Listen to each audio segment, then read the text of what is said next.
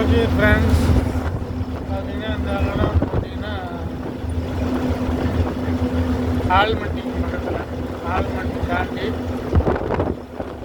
ஆல்மட்டி கர்நாடகாக்குள்ள ஆல்மட்டி அப்படிங்கிற இடம். அந்த இடத்துக்கு பக்கத்தில் அது கவர் பண்ணியிருக்கிறேன், போயிட்டு அந்த இடம்